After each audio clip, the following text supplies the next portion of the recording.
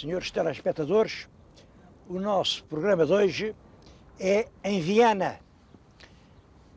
Eu sinto sempre a vontade de dizer simplesmente Viena. Acho que não é preciso mais nada. Estamos em Viena. Se o coração não me engana, hei de voltar a Viena. Toda a gente sabe o que é Viena. Bom, mas oficialmente, no Diário do Governo e tal, mudaram o nome e agora chama-se Viena do Castelo. Nome que me custa a repetir porque é um nome ao arrepio da história. É um nome às avessas da verdade. Esta é a Viena sem castelo. É a Viena do povo. É a Viena dos mariantes, dos pescadores, dos homens que foram até longe, faziam negócio. Não tinham castelo, nem alcaide, nem senhor, nem portas da traição. Essa é que é a história verdadeira da fundação de Viena. Foi no ano de 1258, passou aqui o rei Dom Afonso III.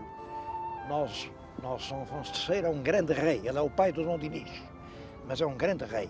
E esses dois reinados, Dom Afonso III e Dom Dinis, são um período de enorme desenvolvimento da nação portuguesa. O reinado de Dom Afonso III é mal conhecido e, sobretudo, anda envolto em lendas inexatas. Inventaram a história de uma conspiração dos bispos para entregar o reino ao Dom Afonso III, tirando-o ao irmão. O irmão era o bondoso Dom Sancho II, coitado do Dom Sancho, viu-se sem poder, teve que ir morrer lá longe, para Toledo. Tudo isso é uma lenda, sem verdade. O que os documentos permitem, com toda a segurança, estabelecer é que Dom Sancho II, que sobe ao trono, cinge a coroa muito novo, não sabemos a idade, mas o que o documento diz é que ainda estava na puerícia, quer dizer, era uma criança, e deixou a grande nobreza tomar o freio nos dentes. Sucedem-se anos de violência, de guerra civil, de conventos saqueados, de catedrais atacadas, não há cortes, não há concessão de forais, quer dizer, o país cai no caos. E aí os povos, juntamente com os bispos, fazem queixa ao Papa. E o Papa faz o que tem a fazer. Se esse príncipe não sabe governar Portugal, retiro-lhe o governo de Portugal e entrego ao irmão mais novo, que era o tal Dom Afonso, estava em Paris, e era conde de Boulogne-sur-Mer. Isso é importante porque Boulogne-sur-Mer é uma cidade sobre o mar que fazia muito negócio, muito comércio com a Inglaterra e que era rica por isso mesmo. Ora, eu penso que quando o rei Dom Afonso III passou aqui, isto não tinha praticamente nada, era um litoral desértico. Olhem, se olharem, veem ali um edifício muito alto, até desdiz bastante, um arranha-céus no centro da cidade histórica.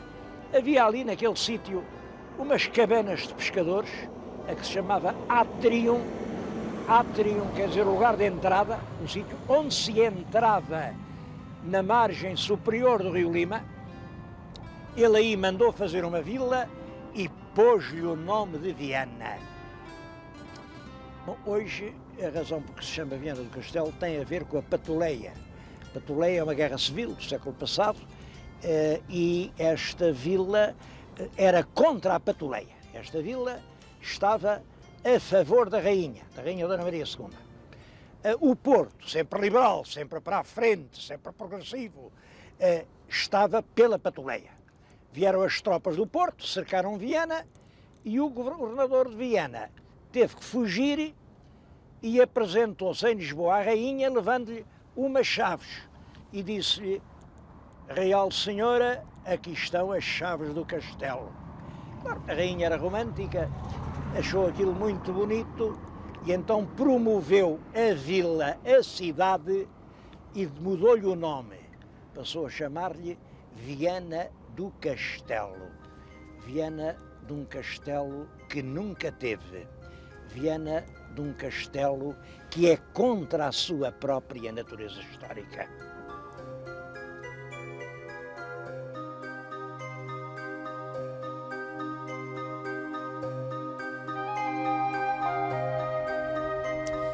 Bom, mas é claro, hoje tudo isso são águas passadas. É curioso, em todo caso, refletir nisto. O novo nome, Viana do Castelo, não é muito antigo. Data de 1848. Pois bem, realmente, mais tarde, em 93, portanto, passados apenas 145 anos, houve um Presidente da Câmara que quis voltar a chamar só Viana à terra. Isso provocou uma reação que ele perdeu as eleições. Quer dizer, toda a gente se tinha habituado ao novo nome e não passava sem ele. É curioso porque os portugueses são realmente muito conservadores e às vezes passam longos anos sem que eles se habituem. Por exemplo, há mais de 200 anos, o senhor Marquês de Pombal proibiu o uso da sebenta na universidade. E há muitos senhores professores que continuam a usar sebentas. Também há mais de 200 anos, o senhor Marquês de Pombal mudou o nome ao Terreiro do Paço e chamou-lhe Praça do Comércio. Quem é que hoje chama Praça do Comércio ao Terreiro do Paço? Só os camponeses quando vão a Lisboa, é evidente. Quer dizer, para certas coisas, o português é terrivelmente conservador e não lhe entram no ouvido.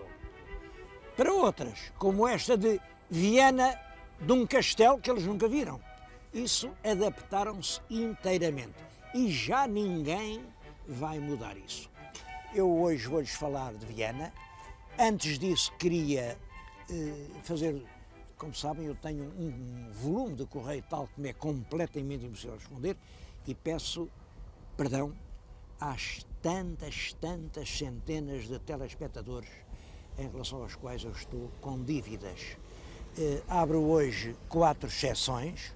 Quero agradecer à Câmara Municipal de Caminha, que me manda convidar para uma conferência e diz que o impacto do meu programa sobre o Forte da Ínsua levou as autoridades responsáveis a tomar as providências que desde há muito tempo aquele povo respeitava. Quer dizer, reconhece que o programa foi útil para a terra. Pedem-me para lá ir falar sobre isso e vou com o maior gosto. Tenho outra carta de uma revista em que me comunicam que num júri eu fui designado como a personalidade do ano para a defesa do património. Isto também me tocou dentro.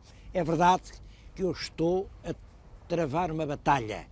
O património não é meu, o património é nosso.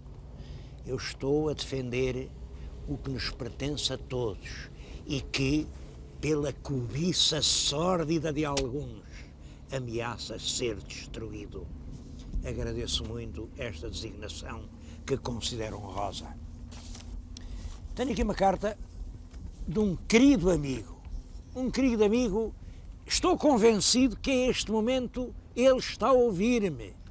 É um amigo ao qual me ligam laços de uma eterna gratidão. É o meu amigo Mário Henriques dos Santos.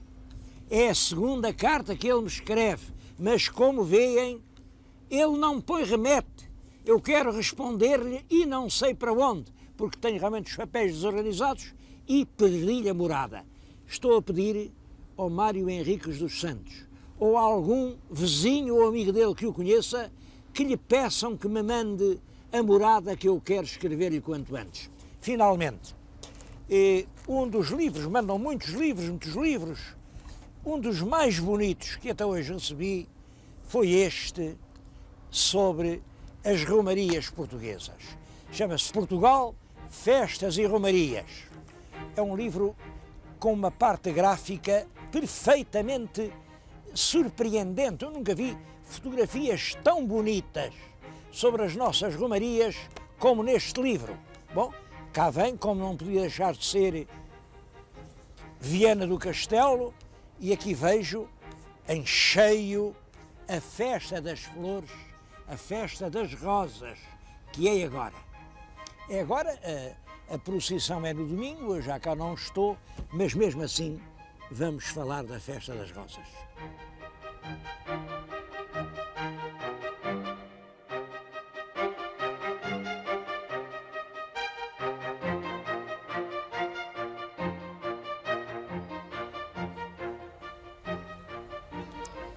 Para lhes falar de romarias, eu tinha escolhido um local, é a Praça da República. A Praça da República é, de certo modo, o coração de Viana. Antes de se chamar Praça da República, chamou-se Praça da Rainha, que foi a rainha que fez a vila-cidade. E antes de ser Praça da Rainha, chamavam-lhe a Praça do Forno, porque era aqui que se cozia o pão que o povo comia. Mas tive uma surpresa.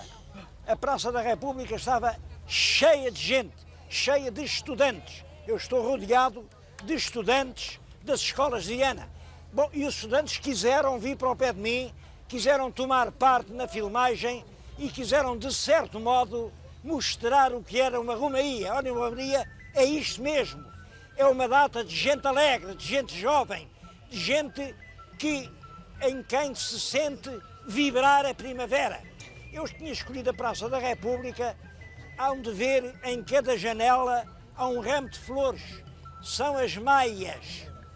As festas populares são as mais importantes, são na primavera, porque é na primavera que se sente romper toda a força da vida. Eu acho que nas veias dos jovens o sangue pulsa com mais força. Aqui no Minho, as grandes festas da primavera são realmente acontecimentos extraordinários.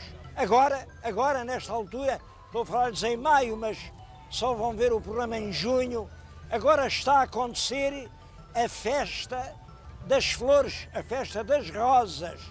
Bom, já não poderão ver a festa das rosas porque está a correr, mas eu vou também convidá-los para virem à festa da agonia.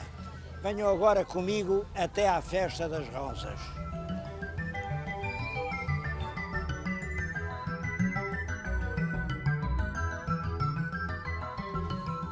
Se o senhor telespectador, na segunda semana do mês de maio, sair de Viana do Castelo e for a Vila Franca do Lima, vê em muitas casas umas bandeiras verdes, bandeiras da cor da esperança. Vê a primeira, segunda, terceira, e vai ver o que querem dizer aquelas bandeiras. Eu vinha na estrada, vi as bandeiras, fiquei espantado. Mas o que é que aquilo quer dizer? Até que, numa casa que já devia ser das últimas, porque já fica muito perto da aldeia, entrei e perguntei. Eu nem precisei de perguntar. Olha, o que eu vi foi logo isto. Vi uma mordoma. São as casas das mordomas. Esta mordoma é a Sandra Alves. Ela, a família, a vizinhança, os amigos assumiram a obrigação de fazer um cesto de rosas. O cesto de rosas está aqui. Estão aqui os amigos a cavalo. Só tem que estar pronto no domingo. E reparem, cada cesto tem um desenho e um tema que é rigorosamente secreto. Toda a gente que aqui está jurou não revelar o que é que o cesto representa. Bom, há uns que têm figuras, podem ter o Dom Afonso Henriques, ou podem ter o Dom Afonso Roupinho, ou podem ter a Sete Coimbra, ou podem ter... Tem tanta coisa. Eu acho que tive sorte na porta onde bati, porque este é emocionante. Este cesto é inspirado na filosofia do jubileu. Como sabem, o jubileu marca os 2000 anos do nascimento de Cristo. Bom, e o que este desenho representa é que os homens morrem, as verdades ficam e a fé é eterna. É um desenho feito aqui por estas pessoas, pela família, e penso que eu não me encontrei ainda, e olhem que já fui a Roma este ano, ainda não encontrei nenhuma maneira mais comovida e mais tocante de evocar a verdade do jubileu. Eu estou-vos a falar nisto movido. Vou-lhes apresentar a família que vai apresentar na festa das rosas este vaso de flores. Esta é uma irmã da mordoma, que é licenciada. Agora, junto de mim, tenho a mordoma. Esta é a mãe da mordoma. Este é o pai. E esta, a outra irmã, que também é licenciada. É uma família bem instalada, de lavradores minhotos, e é esta gente que está a preparar esta maravilha, que é este vaso de rosas que vai aparecer no domingo na igreja.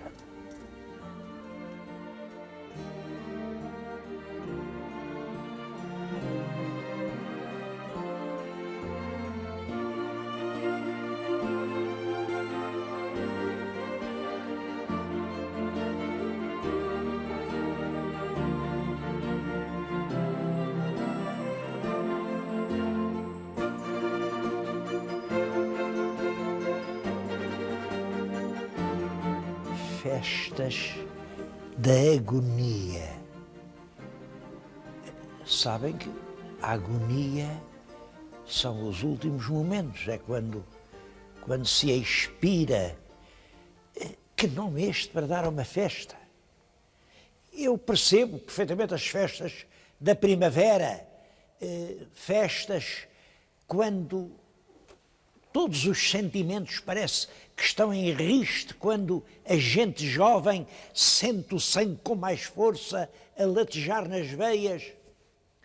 Agora, agonia. Como é que se pode fazer uma festa ligada à ideia de agonia? Todas estas coisas têm a sua explicação e é bom pensar sobre elas. Aqui, a explicação, hoje conhecemos-la. Houve realmente um frade que fez uma via sacra com os vários passos da paixão de Cristo. Era uma via sacra, vinha ao longo de toda a povoação, e o último passo, que era precisamente quando Cristo foi despregado na cruz, posto no chão, e a mãe, ansiosa, angustiosa, olhava para o cadáver do seu próprio filho. Essa é a última estação. E fizeram-na aqui. Portanto, chamaram-lhe primeiro da Senhora da Soledade, porque a Senhora ficou sozinha. Depois, a Senhora da Agonia, porque ela cá embaixo assistiu aos últimos momentos da agonia do seu único filho. Era uma pequena ermida no alto do monte, por sinal, nesse monte, isto tinha a ver com agonia. Era aqui, neste monte, que se erguiam as forcas, nas quais se enforcavam os criminosos. Mas a gente que andava no mar, ao longe, via aquela pequenina capela branca e fazia votos. Se conseguisse ultrapassar a barreira das ondas, se chegasse à terra, salvasse as vidas das terríveis tempestades do Atlântico, vinham aqui em procissões, de joelhos, mostrar o seu agradecimento. Foi assim que a Senhora da Agonia se tornou a grande romaria dos pescadores portugueses. É, sem dúvida nenhuma, a maior das romarias do Alto Minho. E eu penso mesmo que, talvez depois de Fátima, seja esta, ainda hoje, a maior das romarias portuguesas.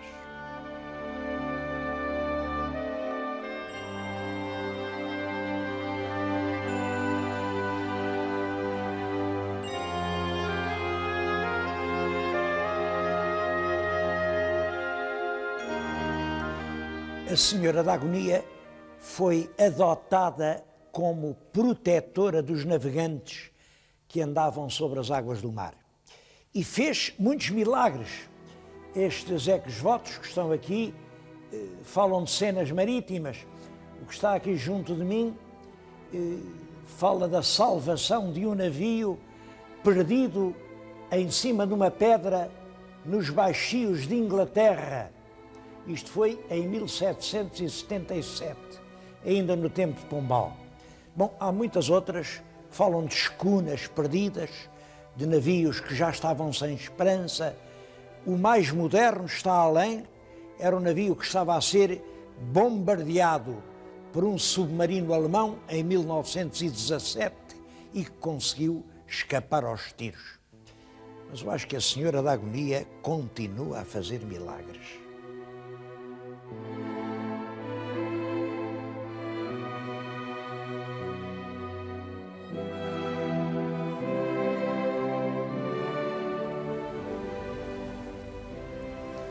Esta devoção da Senhora da Agonia continua muito viva. Encontrei aqui no santuário uma senhora que chegou hoje do Brasil, onde estão a fazer um santuário em honra da Senhora da Agonia. Mas peço-lhe a ela que nos conte isso, o que é que se passa no Brasil. Pois não.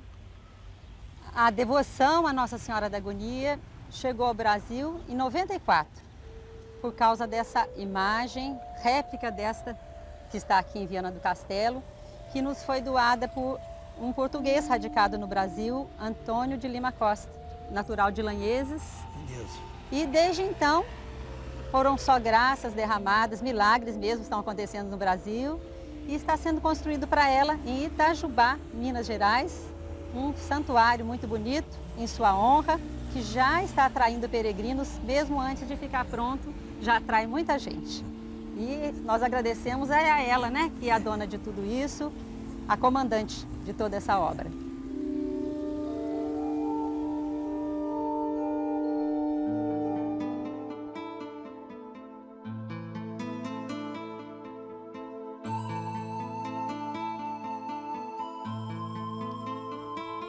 Talvez nenhuma outra cidade em Portugal consiga conjugar tão bem o seu aspecto histórico com a sua modernidade. Viana tem um centro histórico que está admiravelmente preservado e que é um verdadeiro álbum de imagens. Temos ali coisas do século XV, como a Catedral, a Casa do João Velho, o Hospital Velho, do século XVI. Olhem como o edifício da Câmara antigo, ou a Misericórdia, do século XVII, o Convento de Santo António, o Convento de São Domingos, do século XVIII, esses solares, a Casa dos Malheiros, esta casa onde está agora o Politécnico, do século XIX, lá adiante, Santa Luzia, por exemplo. Bom, mas eu sou especialmente sensível a um monumento do século XX que aqui se conserva. É este navio em que lhe estou a falar. É o velho Gilianes, que foi embaixada de Portugal no Brasil durante uma parte do ano de 1973. É talvez o único navio histórico português que serviu alguma vez de embaixada. E é mais um elo a ligar Viana ao Brasil. Eu há bocadinho impressionei-me quando apareceu aquela senhora, estava ali por acaso, de Itajubá, a senhora tinha vindo de Itajubá aqui à Senhora da Agonia. É um laço a prender portugueses e brasileiros. Aquela senhora era o mais moderno laço dessa ligação. O laço mais antigo é um gaiteiro de Viana, um gaiteiro do Entre Douro e Minho, que serviu ao nosso Cabral para promover o primeiro encontro entre os marinheiros portugueses que tinham acabado de atravessar o Atlântico e os íncolas brasileiros. Claro, os nossos rapazes estavam ansiosos por desembarcar, os indígenas estavam armados com arcos de setas, com lanças pontiagudas e, naturalmente, qualquer atrito, qualquer conflito podia ser sangrento. Por isso, Cabral dá a ordem de que o primeiro que desembarcou, o Diogo Dias, leve como exclusiva escolta um gaiteiro de Entre Douro e Minho. Assim, olhem, um rapaz que devia ser como este, e a música que ele tocava era mais ou menos esta.